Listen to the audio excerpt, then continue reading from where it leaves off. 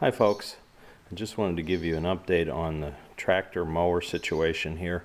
I'm giving this intro before I show you the next part of the video, which was shot, I'm going to say maybe a month or so ago, maybe a month and a half, but it'll follow in sequence, and then I'll do another one right after that to bring you totally up to speed to where we are. So hang in there, just follow the video. Howdy folks, something new to share with you, another addition to our operation here. I'll tell you about it in just a second, but let me go to what you do know.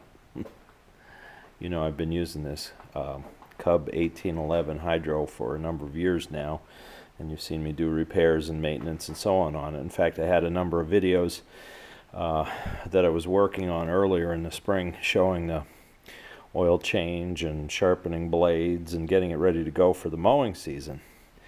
But it developed a problem. It started last fall and it got worse. I kept blowing fuses. There's a single fuse that is right here on the dash. See if I can show you that. Nope, I took it out and I didn't put a new one in. That's all. It's just a 20 amp glass fuse. But I was getting to the point I couldn't figure out what was going on. Was it my switch was bad? Was it something else happening? I mean, I could put a new fuse in, get it started, and then in the spring, that's how I was using it at first. But what started to happen is I would be mowing for about 10 minutes or so, and then the power takeoff would quit. And it wasn't that the belt was bad or anything, it was an electrical issue. So I'm thinking, oh, maybe is it the hydro clutch or whatever. But so I checked the wiring as best I could, couldn't find any kind of shorts or problems or bare wires anywhere. So I finally gave up on the idea because the grass was just getting bigger and bigger. So I went to my Cub Cadet dealer. I don't want to put a few $100s into this tractor if I can help it. I've already put enough in given the age. But so I went to my Cub Cadet dealer to see what he had as far as used stuff just for a backup, and lo and behold, he had this 1810 hydro. Exact same year, actually. They're both 1987 models, and he was selling this one. So the price was good, and I thought, well, this will be good for a backup mower if I can't find the problem with the other one. It'll work for me. And in fact, what he explained to me was this is an identical tractor to the 1811, except that it doesn't have the hydro lift for the deck, the mowing deck. It's got the bar here for the manual deck lift. So essentially it's the same tractor otherwise, same engine, same chassis, same brakes, same frame, etc., same dashboard, except it doesn't have the hydro lift on that side, of course. And as you can see, it's got the same Kohler V-twin Magnum 18 horsepower engine. So my thinking was, between the two tractors, I'll have one good one. And if it turns out that I can't do the repairs on the 1811, well, that'll be a parts tractor to repair things on here, because I put a number of newer parts in. You saw some of those videos of the drive shaft replacement and things of that nature. So should I need that on this, well, then I can always cannibalize that one. The transmission is slightly different on this one. The dealer told me just because it doesn't include the hydro lift, the transmission has to perform to do the lifting and lowering of the deck. So this one doesn't have that. It's a slightly different transmission, but the engine's the same, and still same kind of shaft drive, the exact same drive shaft and flex couplers and so on. So it will work if I need it to as a backup, or vice versa. Now this one, you can see, has the turf tires on, not the ag tires like this one. And when I got this one, my thinking was I'd be doing some like garden tillage and things like that with it, so the ag tires were preferable, but I really haven't done much of that, so it's not a big deal. But these tires look fairly new. There's more tread on the front tires in these than there was on my old one when I first got it. But if I need to do any changing around, I don't even have to take tires off of rims. All I have to do is pull the whole wheel off, and well, you can see there for the front tires it's just one bolt. So jack it up one bolt, pull it off, put a tire from the other one on, and I'm ready to go. The rears, there's a few lug bolts to take off, but it's still not too bad. I've used this tractor now for about 2-3 weeks, I guess, and it mows great. I'm thrilled with how it mows. It's a slightly different deck. This is a, sorry about that, 44-inch deck versus the one that was on, the one that is on my 1811 is a 46-inch deck. I don't notice the 2-inch difference when I'm mowing, but the big difference is this deck is a discharge deck, which means your discharge chute here to spit the grass out is much bigger. If you can see the difference here, the width there versus this deck was a bagging deck. So it constricts the flow of the grass coming out so that you can put it into the bagger. I never used the bagger that came with it, but, and you know I've talked about the problems with clogging and stuff and how I had to change blades to solve that. Well, this one really spits the grass out, no problem. It's handling it very well. So, and we've had a spring where it's been both wet and warm, so the grass is growing like crazy. So I've already used it, I don't know how many hours so far. One slight glitch after I had it, mowed maybe 2 hours with it, I broke a roll pin. That rear roll pin, again, the same thing I dealt with the other Cub.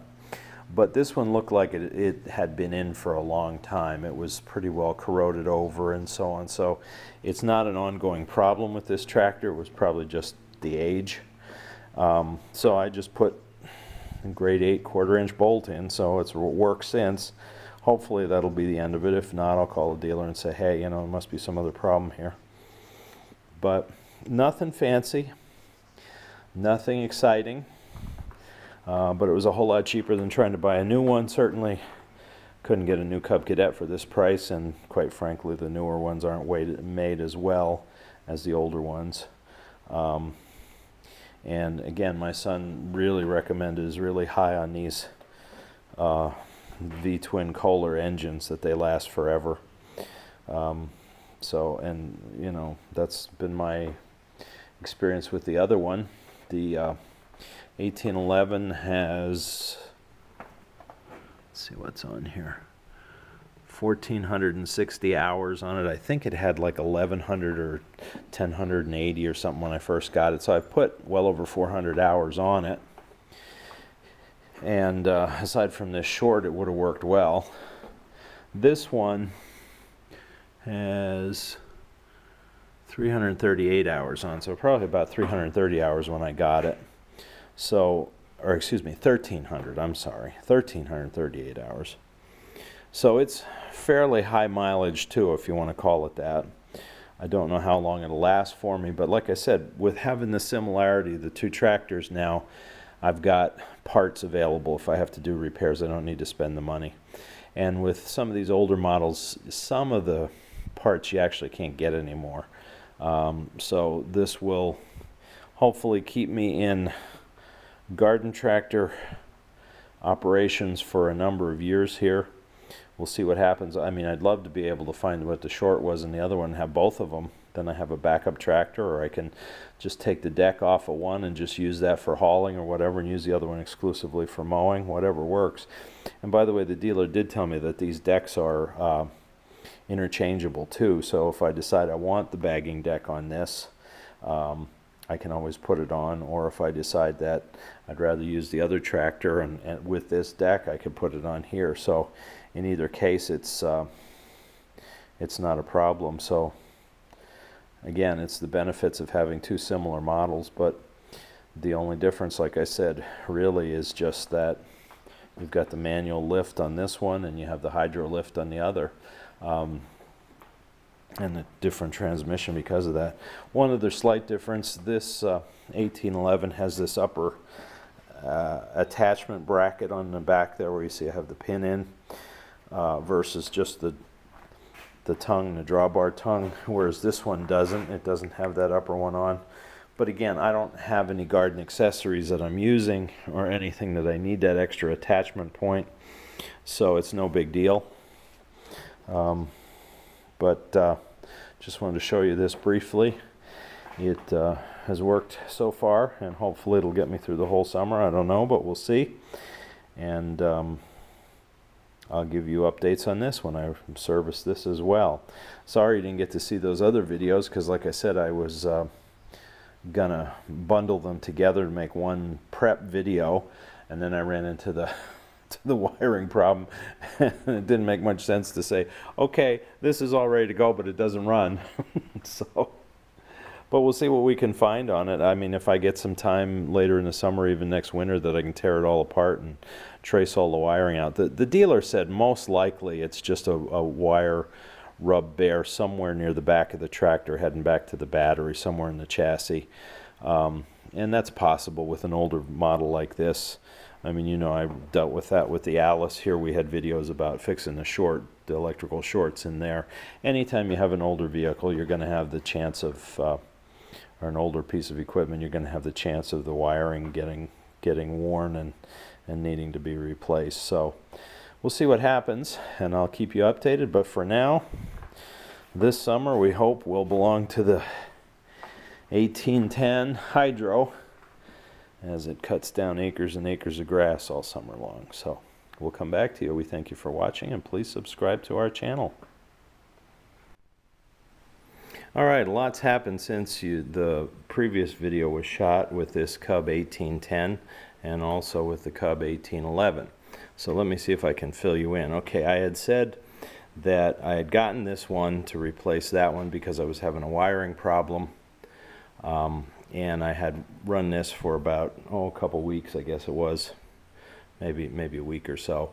And I had, after a couple hours, broken a roll pin, fixed it, and it worked fine. Well, since then, a number of things have happened.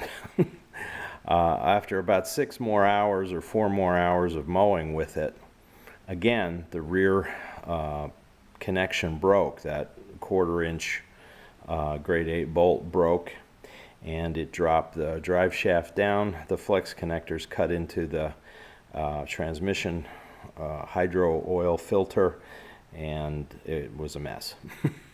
So I called the dealer. I said, look, you know, I really can't have a tractor that doesn't work. I put 6 hours on it, and now it's, you know, it needs some maybe major repairs. So he was good enough to come and look at it and take it.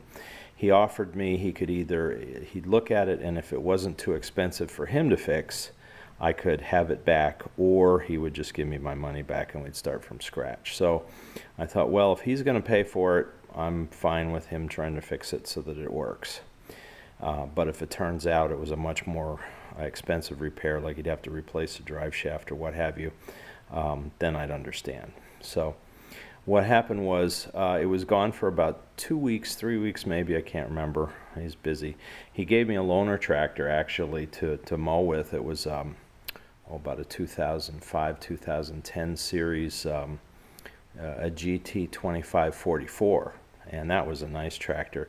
That one had like 500 or 600 hours on it. It was also one he was going to sell, a little more expensive than I'd want to pay, but it was a nice tractor to work with. Had a foot throttle, which is the first time I've ever used that in a lawn tractor, and it mowed very smoothly. It was 21 horsepower, and so if you're looking for a newer Cub Cadet, that's one I could potentially recommend. Now, there was one problem that when it got hot, and if you turned the power takeoff off, like if I was backing up or I got off the seat or whatever, the safety features turn it off, it wouldn't re-engage for me at first, and then after a while it wouldn't at all. I think maybe the hydroelectric clutch, PTO clutch, wasn't engaging. So at any rate, that's something he could work on to fix. It's not a major repair, but just wanted to let you know, if you're interested in something like that, you want to check that out. Also, the other thing is the newer decks are far more open in the top to let air pass through, because more and more people want these mulching decks. So you got to get air. If you're not blowing your grass out, you got to get the air exhausting somehow. And what happens is then you get a lot of grass on top of the deck. Man, that was a pain to clean off. But so those are the only two drawbacks with that loaner, but other than that, it worked fine. So at any rate, he brings this back, pulled it off the trailer, drove it into the barn here, no problem. I thought, great, let me give it a try, and that's what we agreed upon. I'd try it for a week or two, see if I was having any other troubles. If not, then I'd just keep it. If so, well, then we'd go from there. So the next day, I come out, thought, well, I'll do some mowing. Wouldn't start. I had no juice, no power coming to the switch, just nothing. I didn't get any indicator of discharge in the amp meter there on the oil pressure light didn't come on like it usually does when you first start it up. I didn't know what in the world was going on. So I checked all the wires. I called him and he said, well, see about the wire harness behind the switch. Sometimes you get a loose wire in there. Maybe it's a simple fix like that. So I did that. I pulled the switch out, monkeyed with it. Couldn't find any loose wires. Everything's going into the plastic coupler that holds all the wires together, good and tight. So I had this side panel off the tractor, and I had the switch with the key hanging out of the side here. I thought, well, let me try it. Lo and behold, tractor started right up. But I thought, well, maybe I just jiggled something. So I put the switch back in the dash. Now it wouldn't start. Nothing. I don't know if it was the angle I was thinking. So I thought, all right, well, I'll let him know. But let's see if I can use it at least to get some mowing done, because the grass was getting higher and higher, of course, during this time. So I just let it hang out the side there, turned it on, and started to mow with it. Well, I was mowing another spot on the farm up on the hill, and as I was mowing along, the power takeoff kept shutting off on me. I'm thinking, what in the world? And again, I'm thinking electrical, because it's got that electric engage clutch, on here. So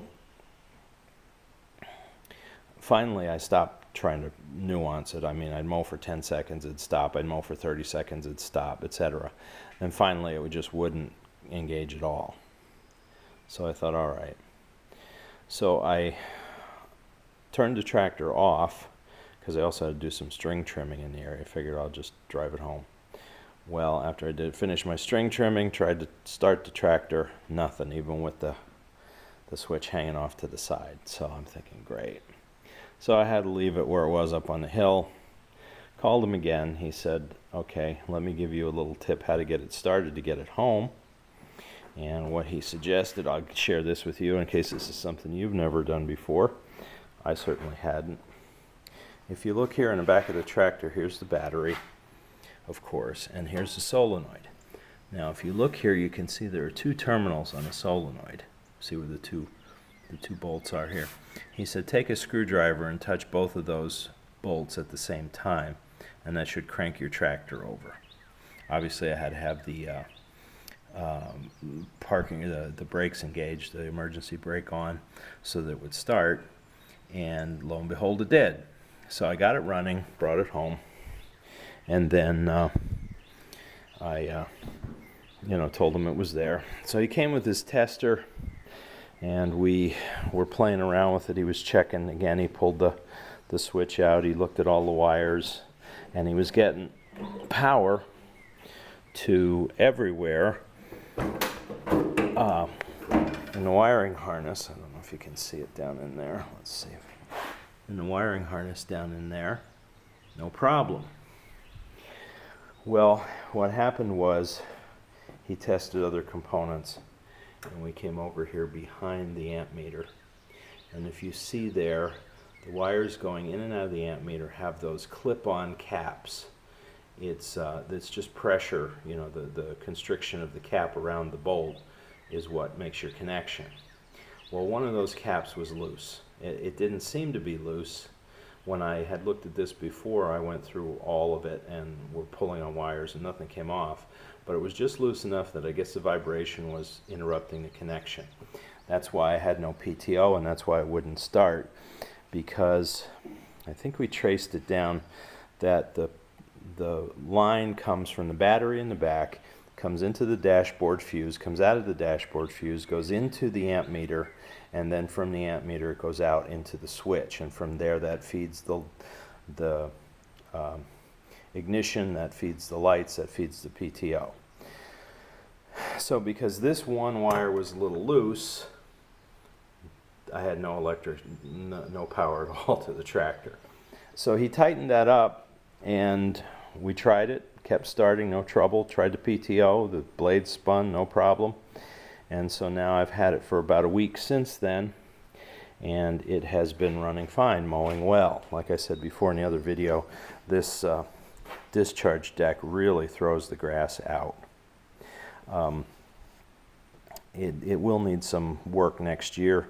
The blades are kind of worn. I don't know if I just need to sharpen them a bit more or if I need to replace the blades, but at this point I'm fine for the rest of the year. As long as the engine works, the drivetrain works, and the electrical system works, that's fine. I would not have gotten this kind of service on an old tractor if I had bought one from a private sale. I know that for a fact. So I can't complain. This guy really stood behind his product, even though this was an old used tractor that he was selling me. And he really was trying to help me get it fixed. So, and the fact that he gave me a loaner when he had to take this into the shop, hey, that's good service too. So yes, you pay a little more for equipment when you get it from a dealer rather than in a private sale, or a big box, home improvement store. But you also get that service if you have a good dealer, and I do. So now let me just give you another little update here on the 1811. In a previous video I had mentioned how I had it all ready to go, and then I ran into this electrical issue. Well, when this one went down initially, before he came to get it, I was thinking, what can I do to try to get this running to at least get some mowing done? Check the wiring all out again. And again, this was blowing fuses. This wasn't the same thing. It wasn't just a loose wire. There's a short in here somewhere. So what I finally ended up doing, out of desperation to try it, I knew that when you turn the key, the first notch is to turn on the lights. And then it hits the ignition. So what I actually did is I came to the front lights here, and I pulled the electrical connections off the lights, the light bulbs. When I did that, I put a new fuse in, started, no problem. And I could use it ever since without the lights connected. Now, I don't know why in the world a light bulb would short out the system, or if there's some other hidden crack in a wire here I didn't see. But I could at least use it to mow with. So that's what I was doing. I still have the smoking problem with it, but I figured I'll just nurse it until it doesn't want to go anymore. Well, then I ran into another problem. The mower deck started to slow down, especially when I get into heavy grass. It'd just about stop. I'm thinking, what in the world's going on now with this? Well, I looked, and the drive belt just isn't as tight as it was. And I think what's happening, he kind of confirmed that for me, is that somehow my main power takeoff belt, the one that comes from the power takeoff, which is here, this pulley right, let's see if I can get it for you on the screen. It's hard to see in the dark here, I realize. Right there, the power takeoff pulley. The belt attaches to that and then goes back under the tractor and engages the pulley on the top of the deck. He thought somehow that belt must have stretched so that the tension isn't as tight as it should be. So of course when there's resistance to the blades, then it starts to slip, and that shouldn't be. The belt adjustment levers on the tractor are maxed out. I can't tighten it up anymore. So basically I'm left with trying to find a different belt, maybe, if I want to try to continue to use that to mow with. But at this point I'm not going to worry about it because I have the 1810 to mow. what I can probably do, I still don't have lights on here, so I still haven't resolved that issue. But what I can do is just take this mower deck off, set it aside, and just use this tractor for hauling, or the dump cart, or I've used it to haul wood in the fall. And maybe if I was doing any work in the garden with the ag tires, I can just use it as a tractor rather than a mower. So we'll see how that goes, but that's the status on that one. Oh, this old equipment's fun, isn't it? Makes you want to pull your hair out. But for right now, the 1810 has worked for me. I could be doing another video later today or next week saying no it doesn't, but for right now it is, and hopefully the bugs are out of it for now, and I can use it. If I can get, say 3 years out of this tractor, it'll have paid for itself. I mean, I know it's a higher hours tractor, but it mows well. It's big enough to do the job. As I said in the other video, I don't need the ag tires on here for just mowing grass. And if I can use this as my fallback tractor for towing the dump cart and doing other non-mowing work, then that's even better. And as I also said in the other video, if I need to start making 2 tractors into one, putting replacement parts on the one that seems to be the better one, I'll do that. So I'm hopefully in a good situation with that. I didn't invest a huge amount of money in this thing, but it's getting the job done, and that's all that matters here. It's I don't have to have something that looks brand spanking new. I don't need to have a 0 turn so that I can cut my mowing time, right down and it looks fancier. I just want to keep the grass mowed, and if this thing will do it for me for another 3 years, that'd be absolutely wonderful. And you just will not find too many other tractor brands that you can take basically a 30-year-old mower and have it still be working operationally well enough to get the job done. So that's the quality that was put into these Cub Cadets back then, and I'm not willing to just throw that aside quite yet. Now, ask me in another couple weeks, maybe I'll be cursing them out and saying it's time to get another brand. I don't know, but so far we'll see what we can do with this. So stay tuned, and that's my recommendation if you're looking for an older tractor. Just the issues that you have to do. What he did to fix the broken roll pin the second time, the rear coupler attached to the flex coupler also got damaged. It was out of round, the hole was out of round, and it kind of broke off. So all he had to do, the drive shaft was fine, the hole in the drive shaft wasn't out of round. All he did is he replaced that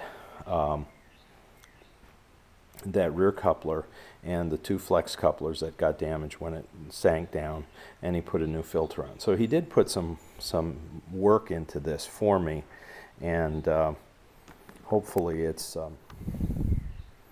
it's gonna work now. So we'll see what happens, but it has so far. All right, enough talk. I just wanted to give you an update and my experience with these older Cub Cadets. So thank you for watching, and please subscribe to our channel.